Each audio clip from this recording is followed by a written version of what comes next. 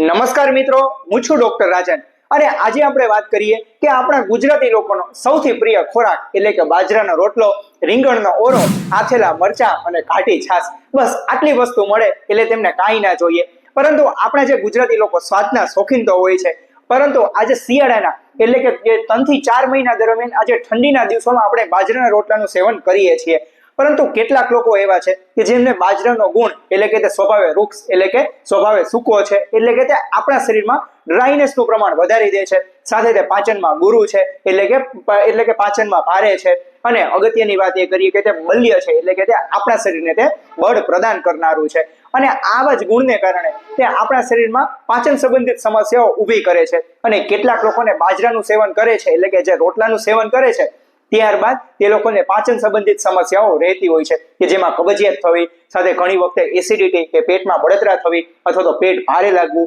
Gas થવો, આવી સમસ્યાઓ વારે વારે રહેતી હોય છે. તો એવા લોકો માટે ખાસ તો એ લોકો જરૂરથી બાજરા સાથે એટલે કે ગાયનું ઘી તે સેવન કરે છે તો જરૂરથી તે લોકો માટે તે સર્વશ્રેષ્ઠ સાબિત થાય છે. પૂછો કેમ? કારણ કે ઘી એટલે કે તે વાયુ નાશક ગુણ ધરાવે છે, અને આ જે શિયાળો કે જેમાં ઓલરેડી આપણા શરીરમાં વાયુ વધી જતો હોય છે, અને આ જે બાજરો છે તે આપણા શરીરમાં ડ્રાયનેસનું પ્રમાણ વધારે છે એટલે કે તે આપણું મળ છે તે સુકાવવામાં તે કામ કરે છે. અને સાથે સાથે જો આપણે ઘી આપણે ખાઈએ એટલે કે ગાયનું ઘીનું આપણે સેવન કરીશું તો જરૂરથી આજે તે વાયુનું શમન કરે છે, અને સાથે સાથે તે આપણા આંતરડા છે તેને તે લુબ્રિકેન્ટ એટલે કે તે કુદરતી રીતે તે લુબ્રિકેશન પૂરું પાડે છે કે જેથી કરીને જે મળ કઠણ થતું તે અટકાવે છે, સાથે તે મળને નરમ બનાવે છે, અને સાથે સાથે જે વધી ગયેલો વાયુ છે તેને તે શાંત કરે છે, અને પરિણામે આપણે જે બાજરામાંથી મળતા બધા જ પોષક તત્વો આપણે તે મળી રહેતા હોય છે, અને પરિણામે આપણે જે બાજરો છે તેમનું પાચન સરળતાથી થઈ જતું હોય છે. આપણે જે કબજિયાત જેવી સમસ્યા છે તેનાથી આપણે તે બચાવે છે. પરંતુ કેટલાક લોકો એવા પણ છે કે જેમને બાજરાના રોટલાનું સેવન કર્યા પછી સખત પેટ ભારે ભારે લાગતું હોય, અથવા તો ખાટા તીખા ઓડકાર આવવા, અથવા તો ઊંધો ગેસ ચડવો, ગેસ થવો, આવી અનેક સમસ્યાઓ રહેતી હોય છે. તો એવા લોકોએ તો ખાસ કે છાશ અને સાથે સાથે તેમાં થોડું જીરું અને થોડી સૂંઠ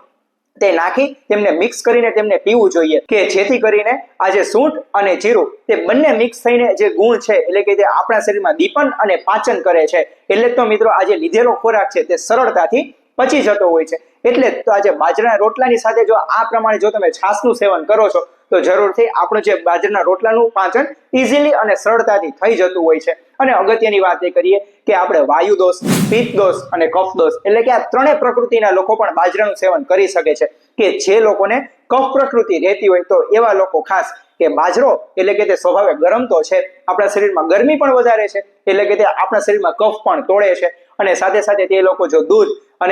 પણ તે લોકો હળદરવાળું દૂધ પીવે છે તો જરૂરથી સોનામાં સુગંધ પડે, બસ એવું જ થયું. કારણ કે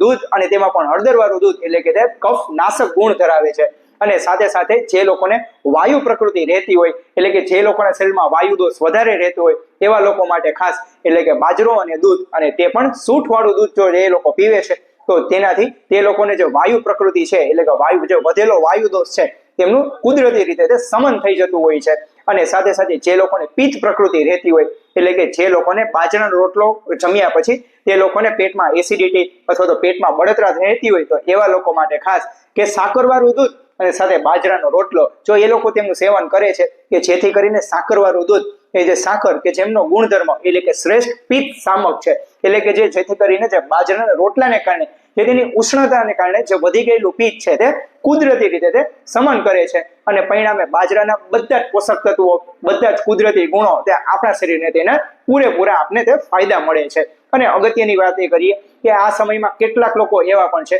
કે જેમને શ્રમવાળું કામ વધારે રહેતું હોય છે, તો એવા લોકો માટે તો ખાસ કે બાજરાનો રોટલો તે સર્વશ્રેષ્ઠ છે. પૂછો કેમ? કારણ કે બાજરાનો રોટલો પાચનમાં ગુરુ તો છે એટલે કે પચવામાં ભારી તો છે, પરંતુ જે લોકો વધારે પડતું શ્રમવાળું કામ કરે છે એટલે કે જે લોકો ખેતી કામ કરે છે અથવા તો જે લોકો વધારે મહેનતવાળું કામ કરે છે તો એવા લોકો માટે ખાસ કે બાજરાનો રોટલો ખૂબ સારો છે, કારણ કે તે લોકોને લાંબા સમય સુધી તે લોકોને એનર્જી પણ તે પૂરી પાડે છે, અને સાથે સાથે તે લોકોને તે બલ પ્રદાન પણ કરે છે.